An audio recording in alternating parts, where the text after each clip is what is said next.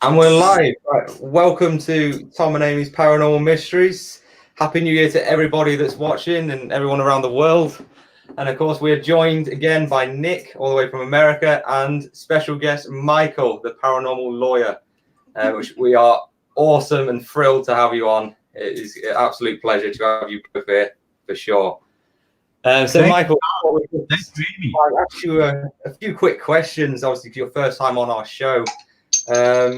So why the paranormal and aliens? What was your initial that got you into this? What was your kickstart? Well, a lot of people usually ask anybody who's into this field, how did you get started? Did you have like some experience as a young kid or something like that? And mine really wasn't that. It was almost as if I was always just interested in the subject of, outer space. And I'm going to start it with comic books. When you're a kid, getting the superhero comic books, Superman and Batman and Green Hornet and all those guys. And then, of course, I graduated into the dime novels, the paperback books about UFOs and George Adamski and George Van Tassel, those 1950s contactees that literally wrote stories about them running across aliens in the desert down at Big Rock in California, those kinds of things. I was just fascinated with that stuff. Always have been. So in school, in college, I decided I had to get a degree in something. So I ended up getting a degree in broadcasting in radio and television from the Edward R. Murrow College of Communications in Washington State University. Edward R. Murrow was the correspondent during the World War II, that literally were doing the live broadcasts from London, England during the Blitzkrieg and those kinds of things. So investigative journalism was a big deal when I was going to college in the 70s. I ended up becoming a field investigator for the APRO organization, the Aerial Phenomena Research Organization, based out of Tucson, Arizona, with Jim and Coral Lawrenson. That was first thing I did when I was in college. I've been a member of MUFON, Mutual UFO Network, since 1995. Been a consultant for them as well. I have, and because of my interest, when I went to law school and got my degree from Southwestern University in Los Angeles, by the way, the oldest private law school in California, I all of a sudden I started helping pro bono a lot of my friends who were involved in research and, the whole idea of the paranormal and trying to find out what was going on, just to kind of keep up to speed. So then pretty soon I got monikered by my own bar association, by the way, with a featured article in their bar news as the paranormal lawyer. So here I am. Wow. Powerful, that one. Yeah. Jesus, it certainly puts us in our place, don't we? I mean, that's fantastic. You folks are way ahead of me at my time in your lives right now. As so I applaud your tenacity and your willingness to go into this whole thing, because young people like yourself nowadays, you have a much more broader ability to think outside the box than we ever did, at least my baby boomer generation. So it's going to be up to you folks to make the transition here as far as the cosmic awareness is happening. And this is exciting for you. Yeah, definitely. I mean, I think, like you say, the world's at our fingertips really nowadays, with the technology we have and like you say, the knowledge that we have around. You can just Google anything almost, and it just appears, doesn't it? So I think it's when I was growing up, if you asked an adult what something meant, they told you go to the dictionary and look it up. And literally as well. that that would take quite a chunk of your time to do. So obviously you guys are there right now. Yeah, definitely. Certainly. Wow. What else we got here? So yeah, so anyway, so everyone's had a great new year. Nick, you had a great new year, did you? Oh yeah, I certainly did. And just to kind of further demonstrate, I mean, it's not the best condition, but still. Probably say I had a good new year. Definitely got to stay on for the whole show. Yeah, all right. That's brilliant. Oh, that's absolutely brilliant. I think it was really nice that we actually had a surprise in the UK with fireworks and that. We were told we were going to have nothing. I saw on the news yesterday. Yeah, you guys weren't going to be having anything go on. Yeah, I think because we have a lot of problems in London with overcrowding and stuff like that, and I think they try to keep all a secret to try and stop all that obviously happening. So it's nice to see. We had it at different locations as well, so you couldn't pinpoint where it could be. Yeah. Usually we have it all on the Thames there in front of Big Ben and stuff. But they had it on the Millennium Dome, on Tower Bridge, and they had a few barges in the actual Thames, which was, I think it was a nice surprise. We were expecting to turn it on and we'll just see Big Ben chime for midnight and that'll be it. But it was good to see. It's good to see. But yeah, definitely. Aye. So we'll get into our third topic, which is obviously these weird noises that have been heard throughout the world. Now, I'll quickly play people the video that haven't heard these noises, and for you guys sat there, and then we'll find out what your opinions are. I still have my own, but we'll see what you think. So here we go. Just play a quick snippet of it for you. Guys, what is going on? Strange sounds are being heard around the world. In Sweden, this sure sounds like a trumpet. In Michigan, another trumpet-like sound. In British Columbia, Canada, Dr. Glenn McPherson says he heard a strange humming sound in his home. First, he thought it was an appliance. Ultimately, I cut the power to the entire house. Now, so I don't know if you heard some of those sounds there that some aren't very clear. But they almost sound like a very loud trumpet, or a lot. Like they do sound really weird. A lot of people think they're either a freight train going by, or that it could be aliens entering our atmosphere and it's their like spaceships, or it could possibly be the 7 trumpets that I heard that are supposed to bring the apocalypse of the end of the world. They're almost like I'm sure everybody's seen the film War of the Worlds, where they come out the ground, they make these trumpet noises almost identical.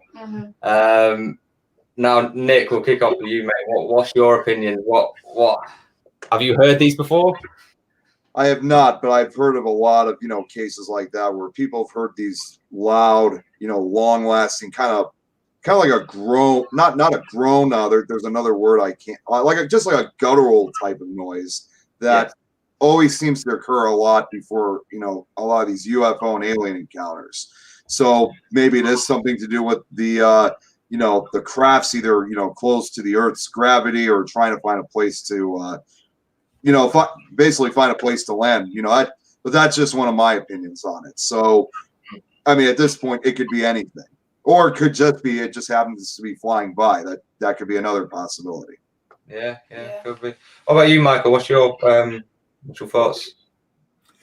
Well, there's quite a few theories out there of what's going on. I'll start with the more traditional one to begin with. I have to, as a full disclosure, I got to tell you that I'm a faith-based guy. Even though I'm into the paranormal, I was literally vice president of Puget Sound Christian College for many years here in the Seattle area. So I know the biblical background of things as well, even though I was always the kid in Sunday school would be asking the weird questions, to the teacher.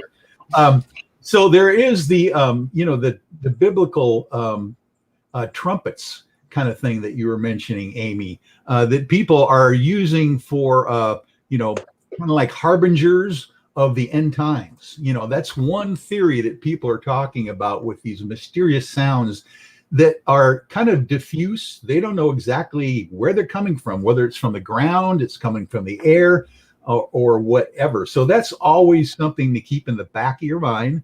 I always say that the Bible itself and other sacred scriptures as well are the most paranormal books we've ever gotten on the planet. So you got to kind of pay attention to some of that stuff for sure.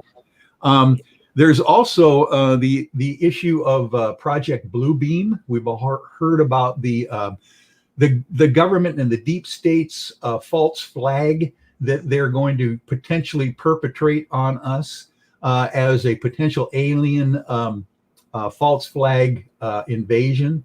This was one of the predictions made by Dr. Wernher von Braun, the famous rocket scientist for the United States that was brought over with Project Paperclip from the Nazis, you know, and ended up, starting NASA and, the whole space program here in the United States. He predicted that the false flags will be there to clamp down on the control of America and the world, including false flags of creating enemies out of rogue nations, terrorists, asteroids. We're just starting to see that now with the new movie coming out, Greenland, about a big asteroid going to hit. That was one of his false flags. And of course, the last false flag was supposedly going to be the faked alien invasion, that some people believe that these sounds are kind of like conditioning us to that kind of a thing, where in reality there will be displays. I don't know if you've seen some of these fancy drone displays that they've got now. They can do some amazing things with holograms and that kind of thing. So anyway, that's a possibility as well. Then we've also got the issue of the deep underground military bases being made all around the planet, the DUMBs, and people saying that they're using literally nuclear blasts and coring out, machines to actually create these things deep underground that might indeed potentially even be affecting the Schumann resonance of the planet. I mean, our planet literally vibrates at 7.43, I think, cycles per second. It's the Schumann resonance. Mm-hmm. If indeed we've got something that's dealing or, kind of opposing that Schumann resonance or whatever, it could vibrate throughout the entire planet. And that could be one of the issues that's going on as well. It's very difficult to tell right now. We've always got those things like the Taos hum, the Marfa lights. We've got all these phenomena around the planet that people cannot explain and seem to be kind of ongoing. So who knows what's happening with that sound, but it is fascinating. When people hear it, it's unmistakable. It's not like a conspiracy theory. It's going on all around us. Yeah, I mean, what you said there about like these things, the bases underground and the blasts that they're doing, it makes a lot of sense. I would say that's more like the logical theory behind it, or it's also a thing called skyquakes. Yeah. Which could be caused by this, and like you say about the resonance of the Earth, and we know that everything has its own resonation. Everything vibrates at a certain frequency. Now, they could be either say, like you say, doing these blasts that are causing these noises, these frequencies to go through the air, or it could even be, my own belief is that they could be even testing like weaponry, that maybe sound weaponry that is beyond our comprehension at the moment, but there's something that's invisible, but it just produces sound as a weapon. Think about the sounds they put in the water and that, and how it bleaches like the animals. Yes, and I do think there is a lot of experimenting going on, like you say, with these deep states and these people that they don't tell us anything about. They are leaps and bounds ahead of what we know today, and these sounds could be a byproduct of what they're doing. Supposedly, from the research that I was doing, the military are saying it's not them. They're not putting any claim on it at all. I just find it really weird that if it was something that was like them, for instance, why are we hearing it everywhere? Like, it's been heard in UK, US, Mexico, Slovakia, Italy, Brazil, Argentina. It's been heard in 2012, 2015, and even in 2020. It's been heard not long ago. And it's just crazy how it's still a noise that we can't explain. I think for a hoax as well. I mean, we get these hoaxes and stuff, but if you're going to do a hoax, there's always eventually somebody comes out and claims the celebrity side of it, of what happened. They want to claim, oh, I did that. Nobody's claimed nothing. It's all, and that's what baffles me the most, is that nobody's come forward and said, oh, it's this. It was me. And it's been swept under the carpet, like it's just forget about it. It comes on the news one day, and then it's not even on. It's on the morning news. By the evening, it's not even on there anymore. Yeah, gone. Like, it's just crazy. It baffles me, certainly. It's kind of scary as well, because, like I say, we haven't explored our planet enough. We've explored, our own, our solar system, Mars, and all that. We've explored things like that, the universe. We haven't even explored enough of our own world to see if our world is naturally creating these own noises. Yeah, and like Michael, you said there, like some of the stuff that is going on, that's the first time I've even heard a lot of those things that are happening, and it makes people step back and realize that there is a lot going on that we don't know about, and that isn't broadcast on the news. The news, I think, is the tip of the iceberg of what's actually happening around the world. And did you hear these noises where you are, by any chance? Well, they do. Yeah. All over the country, they're hearing those same kinds of noises. I mentioned some of the more famous ones, like the Taos hum in Taos, New Mexico. They hear those things all the time, and in different places as well. Yeah. And have you personally heard them yourself? No, I have not heard them myself. I'm pretty, I'm the founder and director of a scientific group called the UFO I-Team, and we travel around the country doing sky watches and investigations of UFO hotspots, but I have never heard the sound yet, although we've caught many anomalies on tape around the United States, and we post them up on Facebook at UFO I-Team as well. If people want to check us out there. Yeah, Nick, you had a good point there as well, that about like these sounds always seem to be at locations where these UFO sightings have been, and almost at similar times. Now that you've got to start joining the dots, I think. I mean, is it coincidence, or I mean, it's strange. What do you think, Nick? I mean, I think that's a great point. Yeah, I mean, it's kind of like a yes and no for the most part, because the yes part is there's always a similar introduction, for lack of a better term, when it comes to these UFO reports. There's always this low humming sound that occurs, but also it's somewhat not of a coincidence at the same time, because while a lot of the experiences are relatively similar, there's always going to be a difference to each encounter. So, for the most part, it's like no two encounters are really the same, whether it's seeing something or hearing something. I mean, they may be similar, but they're not entirely the same. And, oh man, I mean, that's probably as best as I could really answer for that one. So, but it's a very interesting question. It's certainly baffling, isn't it? I mean, there's loads of people. You can just search strange sounds heard around the world on YouTube, and there's loads of videos of these. There's some of them are so loud, you can almost hear it like vibrating the microphones on some of these cameras, like. And you clearly see that they cause. There are times that they're just so loud enough they actually cause vibrations within the ground below that. I've even heard of a few people who've had these encounters that people initially thought it was an earthquake that was starting. Yeah. This guy that was on the video, he says that he can still hear the humming now. It's actually affected his ears that much. Yeah, he can still hear it. Which is also links to what I was saying about maybe it's used as a weapon. That they're testing these sounds maybe to affect people, affect humans. To use, it's almost like the next level of chemical and biological warfare. Now we're going into the sound warfare. I wouldn't put it past them. I really wouldn't. Like, the human race is very much, we're intrigued by anything, and we like to experiment with everything. That's why we've come so far.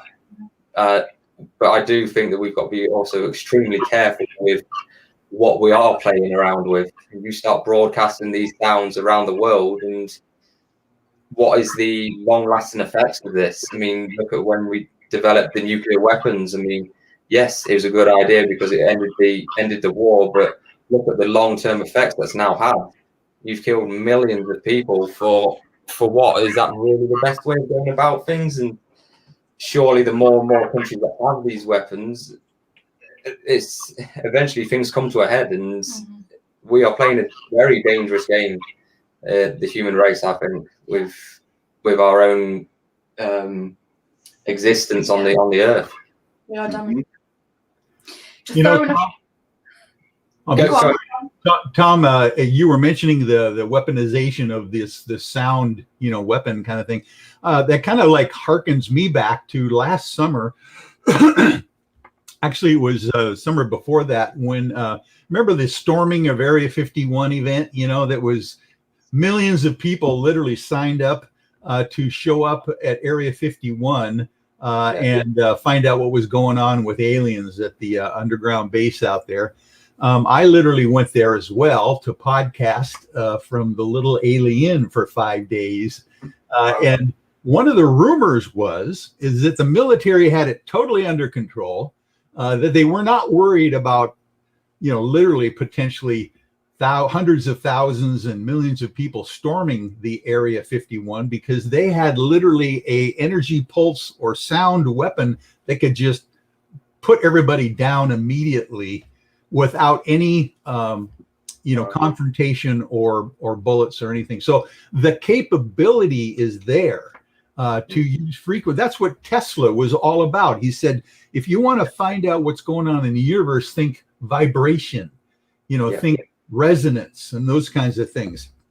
And there is also a theory out there that literally the Galactic Federation, which we can talk about a little bit later on if you'd like, is a consortium of extraterrestrials that are guarding the planet and keeping us from blowing each other up, might be using these things to either protect and or dampen our abilities to destroy ourselves as well. So I don't know what's going on, but it's very exciting to be alive on the planet right now. Yeah, certainly. Like, I think we will come on to that, what you said about the Galactic Federation there, definitely. What was you going to mention there? There is a funny thing I was going to put on that some people might think that it is, and that is the siren head. I've got a picture. Yeah, I'll drop this on the stream here. This is strange. It's a theory. I mean, this is there's a creature called the siren head. Oh my God! I'm surprised I haven't heard about this yet. I didn't until Amy pulled it up. I watched a lot of YouTube stuff, and this is a theory. I mean, by all means, if people believe this, then it's because the monster happy creates days. those kind of similar noises that have been heard around the world. So they thought, well, maybe it could possibly be this mythical creature that's seen. I think there is actually a lot of movies, if you search Siren Head, made about this creature, but it eats people. It's almost like this one here, this image here. Is that I recognize that from almost a horror movie. I'm sure it's in one where in the woods, and there's this. Oh, you mean Slenderman? No, there's this creature. These godlike creatures that are like prehistoric gods that live in the woods, and these people worship them. And I'm sure there's a film about that. Nick, you might know more than that about me about films, but yeah, it does sound a little familiar. I'm trying to think because I know there was a movie like that. I just can't remember exactly what it was. But yeah, that's another theory anyway. I love that, Amy. That is very good. That also brings to mind as well. I live literally at ground zero here in the Pacific Northwest for the Bigfoot sightings, around the planet. And I don't know if you've ever heard of recordings, professional recordings done of Bigfoot noises and sounds. Some of the Bigfoot howls are just amazing, and they sound very similar to these kinds of things as well. Although, Bigfoots literally have been sighted in all states in the United States and many places around the world. So, but these things seem to be a little bit more bigger, a little bit more larger than just Bigfoot communicating amongst themselves. But the Bigfoot sounds are very intriguing as well.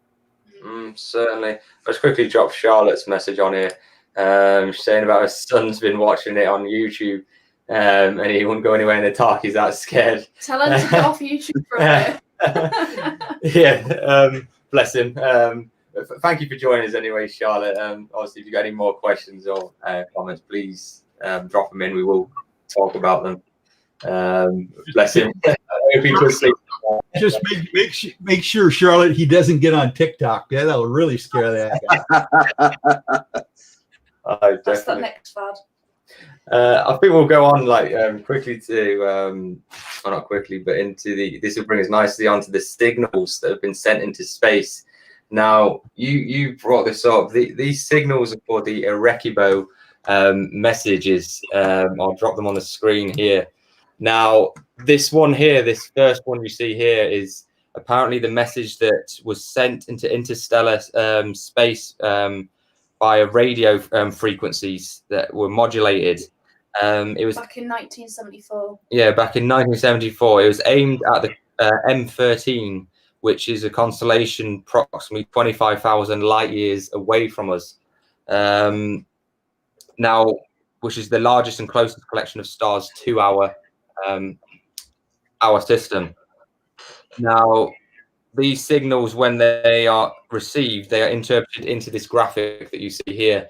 Now, it's basically, in these graphics, it's basically explaining about us, our DNA makeup. Yeah, so it explains the energy that we use on our planet. It also shows our solar system, the planets. I believe that's the white bits that are just underneath the man. It also shows a picture of us, what we look like. Mm-hmm. It then also shows our DNA in the blue. And then it also talks about, I believe, also the chemicals and compounds that are made that found on this Earth. Now, apparently, in this message next to it was received back. Now, 2001. I don't know, Michael. You might know more about this than we do, but I believe this was turned out to be a hoax. I'm really disappointed because I believed in it when I saw it. Now, looking at it, my first impression is it's a little bit of a coincidence that the little red guy in the middle does look a bit like E.T. Now, I mean, Michael, do you know any more about these, or have you? Yeah, of course. This is a famous story, and I have not heard. Of course, you always hear counterintelligence coming out debunking things, right and left, and of course you have the fake news as well. So you have to really look into the details of what's really true or not. But my information is that the receipt message was not debunked. And in reality, this was a crop circle. The receipt message was in a crop circle that appeared, and I think it was Silbury or whatever. And in reality, this was, there you go. You guys are technically savvy here. Way to go. And this was, as you can tell, this is the receipt message supposedly that was coming back from Carl Sagan was the guy who came up with this digitized message about DNA and the things that were put on this golden record. Actually, a disc that was sent into space on the Voyager, probes as well. So it is a coincidence that this thing is coming back, very similar to us, but different as well. And it's of course all the crop circles. If you discount that crop circle, you probably might have to discount a lot of the other crop circles that are there. And I'll tell you what, Doug and Dave did not do all of these. These are not two guys with flat boards out there in the middle of, crops doing this. Some of them are so sophisticated and have binaural messages on them as far as, the digital, information, that I think it's fascinating. Now, there are theories that we can create these from satellites in space ourselves, but that's my favorite one right there, the alien head, and the disc. And that's that's been decoded as well as saying this message on the disc. Yeah, Beware of false prophets. There is good out there. And basically warning us that there are people trying to take over the planet, so be positive. It's kind of an interesting message coming with a really cool face of potential extraterrestrial as well. Yeah, you are right about the crop circle. I mean, supposedly they're saying the crop circle was a hoax. It was in 2001, and it was near a radio telescope in Hampshire, UK. I believe that the energy that they're saying that they have in their space is very similar to our microwaves energy. They use microwave energy, but happy 2021 to you, Scaredy Cat. Nice to see you. Thank you for joining us, mate. But yeah, there is. I mean, like you say, I mean, if you discount those crop circles, you have to discount all of them. And like you say, if some guys with some flat boards, they've tried to do these on documentaries and stuff, tried to recreate these crop circles, and it's almost impossible without leaving a trace of you being there. There's like, you can see from some of these images, there's no even path in or out of the field that's been laid by anybody. Which you would create. I mean, it would take hundreds of people to create. These crop circles are vast. Yeah. They are out. These pictures don't do them justice. They're huge. Yeah. Now, and for everyone for them to be done overnight in the dark and be so symmetrical and complex is with flat boards is just. I just think it's tough to even think that is even possible. Yeah. But I mean, if it is, then and someone is doing these, then they know something. Yeah, they know something a lot more than we do. I mean, well, and Professor Levengood here in the United States, who has now passed on, was definitive in his analysis of the actual shafts of the grain that were created by these crop circles. The actual grain itself is not destroyed. It's not broken. There are little nodes in the stems of these things that literally bend over. The actual crop continues to grow, but at the bent stage of these things, there are these little nodes that explode. So obviously, this is not just by someone, bending them over. This is something that's part of how they're created, and it's very mysterious on how there's some kind of a electromagnetic or biological process going on when these things are created. And like you said, Tom, they're happening so quickly. I've even seen the videos of someone videotaping at night where orbs of light come over a crop field and create the thing in a matter of seconds. Yeah, I've seen that. Yeah. I mean, I've seen them. It's these videos are crazy. I mean, if they are hoax videos and stuff, then it is a shame because you're like diluting the actual reality of things. But it is mad. I mean, and Nick, have you heard of these signals and stuff? I mean, what's your opinions on them? Well, see, I haven't really had much of any. I mean, I haven't really heard of a lot of things. I mean, not at least in this area. I know the Chicago area has had its fair share as well. But it should be noted, however, and I think we've talked about this previously, and although this actually is kind of associated, obviously, with the UFO phenomenon, which is, I think we've talked previously, we've actually had the Mothman here being sighted in Chicago, or the Chicago Phantom, as they call it here. Mm-hmm. And much like the cases it was for the Mothman at Point Pleasant, West Virginia, where there were a lot of UFO sightings associated with it, it's been almost the exact same way for Chicago. So it makes you almost wonder, exactly, is there some kind of connection to? Of course, obviously, we don't have crop circles because at least for me, we live in the downtown area. So the chances of seeing something like that is very slim. I mean, like anywhere, you would have to be out in the farm fields for, such events like that to occur. But as for other things, it's happened a few times here in Chicago. I just haven't been around to see it.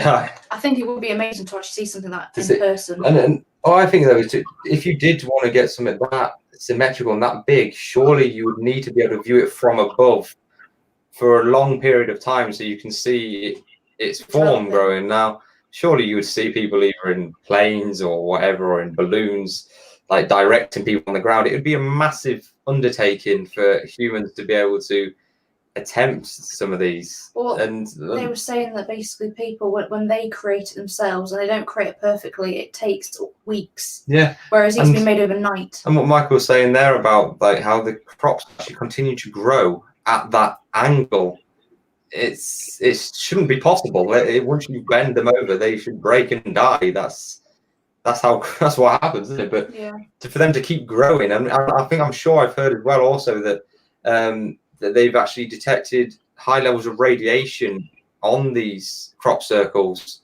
not high enough to harm us, but high enough that it's unusual, that this radiation level should not be there, which again adds more layers to what is a mystery that is still unsolved today. It's quite nice as well, though, thinking about it. I mean, it's just my little girly head, but the fact that they're still growing in that angle, it almost as if they've got like appreciation for what we create and they don't want to damage it, that we can still use it. Yeah, certainly. Oh yeah, they are definitely still harvested and not wasted for sure, even though it's a crop circle. So nothing is wasted in those crop circles. Yeah, it's crazy.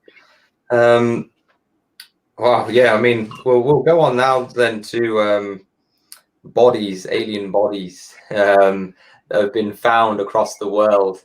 Now, of course, a lot of these are hoaxes. People will do anything to try and get alien bodies on. There's one here. I couldn't find one that was like legit. There's one here that looks at first very legit. You've all probably seen this one before. Yeah, yes, I have. Yep. Yeah, I mean, it's like the first thing that pops up as soon as you search alien body found. Yeah, when you first see it, it looks certainly alien. I mean, you think, Jesus, I mean, what is that? However, it was found in the Chilean desert, in the Atacama Desert in 2003. But when it was studied by the University of California, it was found that there was a deformed human fetus from the 1970s, which measured 15 centimeters tall. Was a girl. What was the strangest thing though was the elongated skull, and that it had 10 ribs instead of 12, which is crazy. I mean, I'm not surprised people thought it was an alien, but I mean, it was found in a pouch in like the back of a church. So it was, and it was in the 19. Which is a shame. 70s I mean, it is a shame that this was actually, unfortunately, a human child.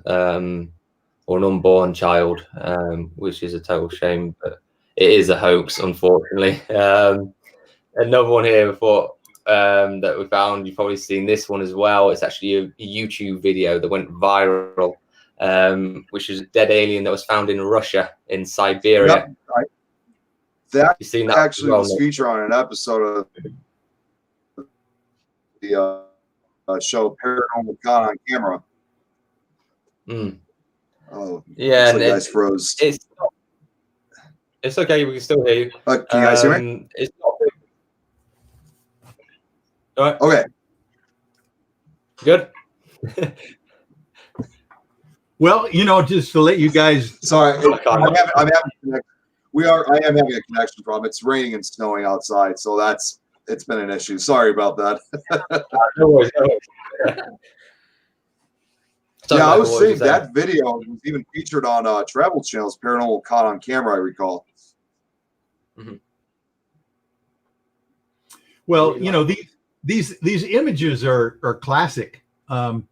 this is kind of part of the process that my client, one of my clients that I represent over the years, is a famous ufologist researcher by the name of Grant Cameron from Canada. And Grant says that, this whole disclosure thing is just like slow drip of the truth. And then what they do is they'll throw stuff out like images of aliens and those kinds of, potential things. They'll debunk it. They'll bring it back. They'll use counter espionage to kind of like make sure that people don't believe it. But then they keep doing it back and forth. It's almost like they throw the spaghetti on the wall. They see what sticks. They see what the reaction is. And slowly but surely what they're doing is kind of getting us ready for the truth that they want to spin. You've got to realize that the truth is going to come out no matter what. It always does. But the deep state, the powers that be, need to get ahead of the spin so that they keep control of the situation. But in reality, I think what's happening is that the people, the general populace of our planet, our consciousness is raising so fast, they're having a very difficult time keeping control of it. That's why we're seeing political unrest. That's why we're seeing things like this happening around the planet, because the powers that be are freaking out at the moment. They can't control us like they used to. Yeah, I'm sure, Nick, you mentioned that last week as well, didn't you? That they are almost like preparing us for the reality. Exactly. Yeah, that's something I've actually learned a lot lately from Michael himself, because I've gone on to a few of his Zoom chats. I mean, it's been a couple months, but I learned a lot from stuff I didn't know about. So I'll give partially the credit for Michael. Well, Nick, I appreciate your input all the time, Nick, from the heartland of our country in Chicago. It's really fun to always have you available as an expert witness out there as well. But I'll tell you what, you guys, literally, folks like yourself out there in the UK, Jimmy Ando, Project Unity, a couple of those other guys out there are just waking the populace up. It's like people are deciding themselves to take that red pill. Literally, they're making the choice now that they don't want to just be having the wool pull over their eyes. And I think that's a healthy thing for us right now, that people are questioning what's going on. I mean, when you've got the former Israeli defense minister literally just coming out within the last few days and saying this on mainstream media, that the Galactic Federation of aliens exist, and President Trump knows all about it, and literally was going to release and confirm that in disclosure to the public.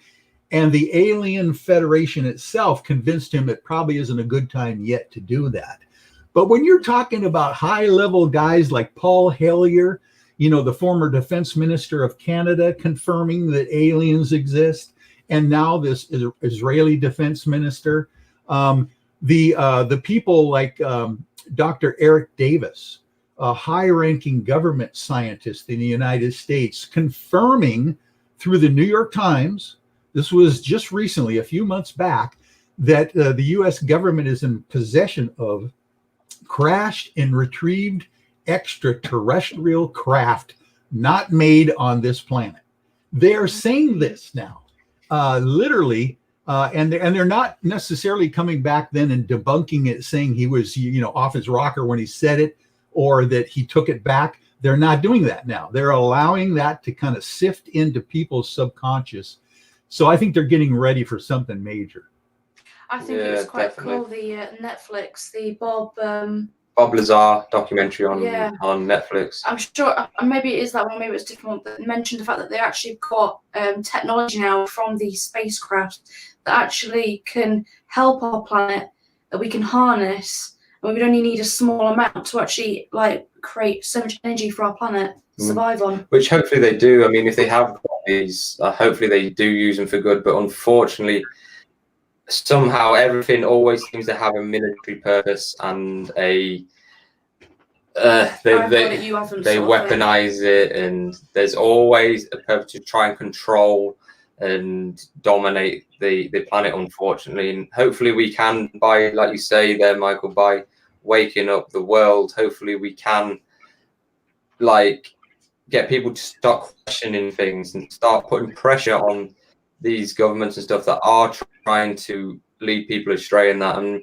the very good point they made me think there, actually, Michael, that it's only a couple of years ago that I was a total skeptic, and I was one of these that thought it was all a load of bloody BS. I mean, I thought, yeah, I could explain everything, every noise, every sighting. I thought, yeah, I've got an explanation for this, that, and everything. But through my own experiences that I've discussed with you, Nick, before, that I've come round now to start questioning things, and the more I find, the more I question, and the more I research, and the more like the hunts that we go on and stuff, the more I learn, and it almost opens more and more doors and more questions, which I think is a fantastic thing. And never any answers. And unfortunately, never any answers. But this is why we do this, and it's a good point I'll quickly make before we move on. But I think that we do this to try and, like say, show everybody else that what does go on, and what we capture, and everything we film, and you may have seen our videos, and that is all legit. I'm not here to pull the wool over anybody's eyes. I don't see the point. I want to know for myself. I want to know fact. I want to see things. So I don't see why I would put something on that is fake. But I think what's really sad though is the fact that if all these things are true with aliens and that, which I totally believe in anyway, the government think that we're not strong enough as a community to actually be able to know this is happening, and think that they can just spoon feed us little bit by little bits. I mean, they've got to be very careful how much they actually anger us, because they actually do need us. Yeah, we keep this we are world strong. going. We're stronger together than we are divided. A famous saying, and I think the more people that do start questioning, you don't have to believe it. You don't. Yeah, everyone has their own beliefs. That's fair enough. But it's just to get people just to start questioning, and just to make your own mind up instead of being taught. I mean, enjoy in your lifetime, Michael, more than probably ours and Nick's, that back when you was a child, that if you did question these things or you did speak out, you were seen as strange, and it just didn't happen. It's not that long ago, considering. I mean, you go back, just 50 odd years or so, that if you said that I believe in aliens or something, you was probably locked up. Like, it's certainly nowadays it's becoming, it's a good thing. It's certainly a good thing. Yeah. To put this all in perspective, Tom and Amy, you're right that literally up until December 16th of 2017, people were kind of in the dark. They always had the conspiracy theories and the thoughts and the sci-fi things that they believed in. But on December 16th, 2017, the front page article, the New York Times, came out literally and confirmed for the first time in the history of the planet, UFOs exist. That was that major article that started the whole thing. That was not that long ago. You got to realize that's only 3 years ago that happened. And since that time, we've gotten the Navy releasing the videos of the Go Fast, the gimbal and the Tic Tac UFOs, off the USS Nimitz and stuff. I now represent a lot of the veterans from the USS Nimitz in their efforts to go back out and find those Tic Tac UFOs again. But literally, now that there have been indisputable evidence, and of course, then the Pentagon actually comes out and says, oh, yeah, well, by the way, we did spend $22 million studying the subject. We're still doing it. And just the other day, I don't know if you put the two and two together, but literally the bill by the Senate Intelligence Committee that was tied up in the COVID Relief Act was passed and signed, starting the 180-day deadline for the UAP task force to disclose what they know about UFOs. This is the U.S. Senate demanding this. So the countdown now is started. We've got 180 days to go for that deadline to disclose what they know about aliens and UFOs. So it is really starting to happen now, and that's just a short period of time. Can you imagine what we're going to be dealing with within the next 2 or 3 years? Now, here's the worry. Here's the thought. Potentially, at one point, there is going to be a tipping point. The first domino is actually going to go at one point. That is going to start the whole process. I know that the deep state and a lot of people, even on the white hats and gray hats, are worried about this, that the blowback that could happen from the general public when they find out that little Aunt Martha didn't have to die of cancer potentially, that we've got free energy in element 115 that will run an entire city, out of a sugar cube. Those kinds of things, the blowback from that knowledge that could happen immediately when that breaks is going to make the Nuremberg trials look like Disneyland, is like I always say. It's just, it is good. I mean, forget about this voter fraud issues, and what's going to happen with that one way or the other. That's going to be small potatoes compared to when people realize what has been withheld from them all these decades and probably eons in reality. Wow. Yeah, they should probably be a bit scared. What's your thoughts, Nick, on that? That's an excellent point. I have to admit, it was a lot. It was definitely for me a lot to think about. I mean, Yeah. I've always, I definitely would agree with what Michael said. I mean, I could expect the next 2-3 years, we're going to see like a major change, with certain things like that. So, I mean, it's going to be, now that we've entered 2021, I mean, I think we're going to be kind of somewhat seeing a rather different kind of, I guess, as we, get in more further into the 2020s. Mm-hmm. Yeah, certainly. You should show that, actually. Yeah. So I'll just show some of these images here. My thoughts, so these are some of the images that have come out that have been captured on flight recorders on aircraft. The pilots, and you can hear them talking to the towers on the aircraft carriers, saying, "I do not know what this is. Like, what do you want me to do?" In layman's terms, like when you've got people saying these things, you're thinking, and it's coming out, and it's almost being ignored. It's like you say, Michael. It's gonna happen. And it's funny how they release that whilst COVID's going on. Yeah, it's to make us almost forget about it. It's not happened. You really made me think there, Michael, that I think that the longer they wait to release these things, the worse it will be, because like you're saying, the more people that will die unnecessarily, the more damage that we're going to do to our planet unnecessarily. I think that you hit the nail on the head, sort of thing, that they know things that will certainly change our whole planet for the rest of humanity. And there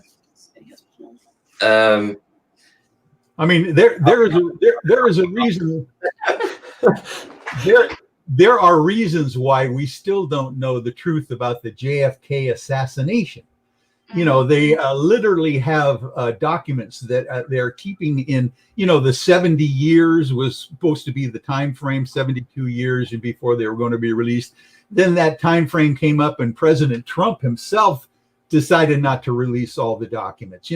There are lots of things. For instance, the old alien autopsy film supposedly was a hoax and all that stuff. But other people within the government has said that is a recreation of something that they actually saw themselves that was different and potentially a real thing. So there's all sorts of stuff out there that they are now literally starting to talk about in the mainstream media and the news. One of my clients, Grant Cameron, again, was the gentleman who literally was given the smoking gun UFO memo of the century in the Admiral Wilson documents. And literally, he was the guy who broke that news to the American public and the world, that literally the idea that an admiral who was in charge of the intelligence services for the Joint Chiefs of Staff in the United States was shut out of knowledge about crashed retrieval UFOs when he went to look for that information. And of course, the memo that Eric Davis, who was the scientist I was alluding to earlier, interviewed Admiral Wilson, and actually was leaked a 15-page detailed single-spaced memo that outlines exactly what the government knows. And the fact, here's the kicker on this document, it says that we are in possession, the US government is in possession of craft that can travel interstellar space, in our atmosphere, underwater, and through dimensions. Wow. That's what's disclosed in this document. It's earth-shaking, and that thing came out just basically at the beginning of 2019, and my client Grant Cameron and I were vetting that thing for 6 months before it was actually released to the public on Reddit eventually, and people got to see it. So there's stuff happening all around us. It is the most amazing time to be living on our planet, and we have to keep our eyes open and be discerning as well. Yes, certainly. That's crazy. I mean, this is. Yeah. I think my brain's going to struggle to sleep tonight with these kind of things, but that's amazing.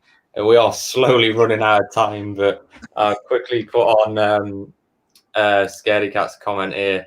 I haven't heard of Project Blue Beam. We talked about that we already. talked about that briefly, yeah. Oh yes. Sorry. I was going to bring that up. My mind's now gone to mush. No, that's the potential false flag of the alien fake invasion, that literally they can use holograms, and those kinds of things to let people think that, for instance, in the movie Independence Day, when Will Smith wakes up one morning in Los Angeles, goes out and looks out over the valley and sees this massive ship, kind of hanging in the air. Yeah. That's what they can do with Project Bluebeam, and literally they can do it during the daytime or whatever they want. So, but here's the thing. I think they are reluctant to use it because I think people are so used to CGI, so used to the drone patterns, and so used to seeing Photoshop that I don't think that their technology is good enough to fool them. Yeah, certainly. I mean, drones. We had on our New Year's fireworks last night. We had a drone show, and at first I was like, "How the hell do they do that?" Like the lights and stuff they're displaying in the sky. They had a bird flying and all sorts of things. And at first I was like, "How the hell do they do that?" But then when you mention drones, it's so simple, isn't it? Yeah. But it does, like you say. I think we are so used to CGI, and it's almost we have become numbed to anything really, that we watch films nowadays, and stuff we see, it's just, it doesn't affect us because we're so used to it. It's just part of reality now. Yeah, we've been brainwashed. It's certainly, and it goes both ways as well, with the younger generations out there, you guys being so technologically savvy, that in reality, I've raised 4 adult children now to adulthood and stuff. These are different people than my generation. These people are tied into the planet and everyone around the world instantaneously, and they literally think much differently than my generation ever did. So they are going to handle this disclosure, this confirmation, I think, much better than anybody even understands. Yeah. Quickly before we leave, say, Nick, you're a filmmaker. I mean, you obviously you probably dealt with like CGI and all that. I mean, what's its limits? Well, surprisingly, I have not actually. I mean, a lot of the films that I have worked on, I worked most of it is because, like, if you remember, I made a film a couple of years ago that was actually more of a documentary. But a lot of the films that I have worked on, we kind of just use more of the old-fashioned techniques. I mean, it just seems like there's not very many of them, but there are still a few companies out there that still prefer to use old-fashioned techniques, you know, whether it's, you know, like for a slasher film or an alien film, whatever, practically, you know, there's always going to be someone out there that's going to, you know, use it. And I'm glad you mentioned about this because I thought I'd show this to you guys quickly. I'm sure you guys saw this already, what I got for Christmas, but I finally got a brand new HD night vision camera. So this will definitely come quite in handy for hunts. Yeah, that's brilliant. I bet it. Yeah. Yeah, sometimes the old methods are better than the new. They create a better atmosphere. But like Mike was saying there, like what we see nowadays on films and stuff is, We do take it for granted. I do think we do. It's amazing. We see things in 4K. I mean, there's 8K and is there 10K as well? There's there's lots of games. It's amazing. You can watch them and you almost feel like you're there. It's almost reality. It's crazy. I think it's. Yeah. There actually is one thing I wanted to bring up, by the way, when we were talking about bodies. And Michael, you probably know this one. This was actually something that was discovered. I think it was down in Texas, I believe. I mean, from what I remember hearing, it was this was back in the summer of 1930, and there was a young Texas Hispanic girl. She stumbled in an abandoned mine shaft when she stumbled upon this ancient cavern. And when she went into the cavern, she discovered a full human skeleton that was laying on the ground. But then she noticed that there was some pile of dirt that looked almost like a grave. So she dug it up and she found a full skeleton, but the skull was relatively different compared to the normal skull. So when she compared the two skulls together, she saw that one was completely different than the other. I'm going to see if I can try to share the screen. This is actually it. So, Michael, like I said, this is probably one you're familiar with. Let's see. You know, I haven't used audio. I mean, excuse me, I haven't used shared screens before. Yeah, we struggle to find it how to do it tonight. Oh, there you go. I think you have to accept it. Oh, here we go. Yeah. Oh, can you guys see it? Yeah, I can see it. So Okay, so this is the image of what I have right here.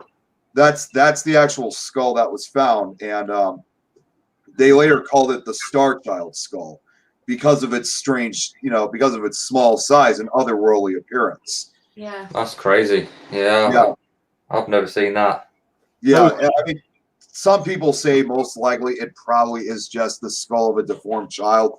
Unfortunately, the girl never really gave a lot of information. I guess they never even revealed who she was. Just a very mysterious girl.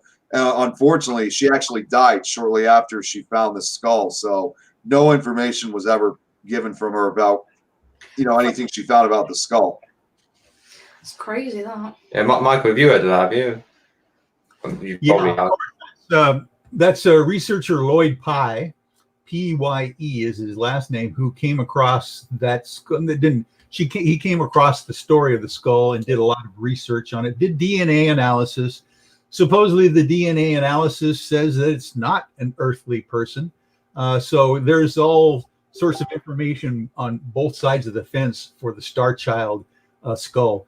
I've actually held the Star Child skull replica in my hand at the McMinnville UFO Festival last 2 summers ago when one of the researchers were there explaining Lloyd Pye's story. Lloyd Pye has passed away now, but he was also the guy that did a lot of the corresponding collaboration on the Patty film, the Gimlin-Patterson Bigfoot movie, and figuring out if this is a hoax or not, and whether there are actual, muscles moving, underneath this figure, or whether it was a hoax and it was a suit or not. And Lloyd Pye's opinion was that it was a real figure and it was not a hoax. So anyway, Lloyd Pye is a very, very good researcher, and that whole idea of the Star Child is just another example. And of course, we've got the elongated skulls, that they found, the giant skeletons over 35 feet tall that they found around the planet. there's all sorts of mysteries that will be revealed eventually. We just need to keep at it. Yeah, definitely. I think it's crazy how you can just come out with names and dates and that so quickly. Yeah, your knowledge, Michael, is amazing. Absolutely, mate. I'm like, give me a minute. we have slightly run over, but I certainly think this needs to happen again. Yeah, you could go on about it forever. I mean, we can talk about how people feel like they've been abducted by aliens. I do think we need to do another alien one at some point, certainly. And I would love to come back and talk with you guys at length on any subject that you want for the paranormal. I'm really excited that you guys are doing what you're doing. And Nick, thank you for giving me the introduction here to Tom and Amy. Yeah, thank you for joining. You're very welcome. You're more than welcome anytime, Michael. More than welcome. Your knowledge is certainly baffling my brain. It is an honor to have both of you on. Like, I mean, I'm incredible or what? And yourself. I mean, I've learned so much, and it is amazing to have you. But we will unfortunately end the show now because I've got work very early in the morning. But again, thank you for coming on, and guys, thank you for watching. Scaredy Cat is always a pleasure to have you on. Yeah, thank you. If anyone has heard of him or hasn't, if you search Scaredy Cat Paranormal, he's on Instagram. Some of the stuff he does is amazing. He's certainly worth checking out. Charlotte, again, thank you for joining us, and anybody else that's watching, thank you. Happy New Year to everyone, and of course, what a great way to start it. Yeah, and start questioning things. So thank you.